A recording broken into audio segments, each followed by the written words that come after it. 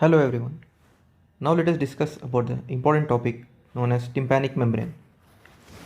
It develops from all the three germ layers, that is ectoderm, mesoderm and endoderm. The central part of the tympanic membrane is dented inside and is known as umbo. This is dented inside and it is known as umbo because of the tip of the handle of the malleus. Next, let us discuss about the layers of the tympanic membrane. Tympanic membrane has three layers. Outer epithelial layer. It is continuous with the skin lining the external auditory meatus. We have inner mucosal layer, which is continuous with the mucosa of the middle ear.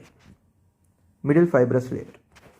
This encloses the handle of the malleus and has three types of fibers: the radial fibers, circular fibers and parabolic fibers. Fibrous layer in pars flaccida is thin and not organized into various fibers as in pars tensa. Let us see. These are types of fibers. See, radial, circular and parabolic fibers arranged. Next, tympanic membrane is at the angle of 55 degrees from the horizontal surface. See, if this is horizontal surface, the angle of the tympanic membrane is 55 degrees. It has two parts. Lower two-third is fibrous layer and is well developed, which have fibrous annulus thick rim. Lower two-third is known as pars tensa. See, this is pars tensa. This complete is pars tensa. This is annulus tympanicus, where pars tensa fits into it. It is a thick rim. Centrally attached to the umbo. We already discussed. The handle of the malleus is attached centrally to the umbo. Next, the upper two-third has no annulus. We observe no annulus in the upper two-third. This is upper two-third. Notch of Rivinus. In between the notch of Rivinus and malleolar folds, we find the pars flaccida, upper one-third. It is very mobile and flaccid, so it is known as pars flaccida, and it is also known as Sharpnell's membrane. The another name for pars flaccida is Sharpnell's membrane. Retraction pocket is commonly seen in the upper one-third, that is pars flaccida.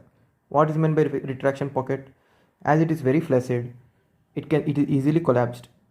It can get easily collapsed. Next, the anatomical surface area of the tympanic membrane is 90 mm square, but effective vibratory surface area is 55 mm square. This is because in pars tensa, the fibers are held tightly and it is very difficult to vibrate. So vibratory surface area is less when compared to the anatomical surface area. The lateral process of the malleus projects on the tympanic membrane. Let's see. See, this is lateral process of malleus.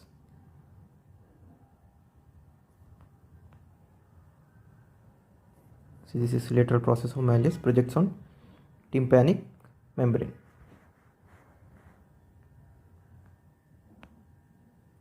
From umbo, cone of light is observed in anterior inferior quadrant because of the obliquity of the tympanic membrane. See, because of the obliquity of tympanic membrane, we find the cone of light in the anterior inferior angle from the umbo.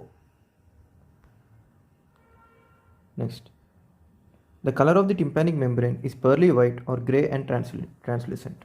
Pearly white, grey and translucent. Can we determine the side of the tympanic membrane? Which is right side, which is left side? Can you determine? Yes, this is right side and this is left side. How did we determine? Based on the handle of the malleus. See, if the handle of the malleus is towards the right, it is right tympanic membrane. If the handle of the malleus is towards the left, it is left tympanic membrane. And based on the cone of light, we can find which is anterior side and which is posterior. This is anterior here and this is anterior inferior here. Thank you. Please like and subscribe.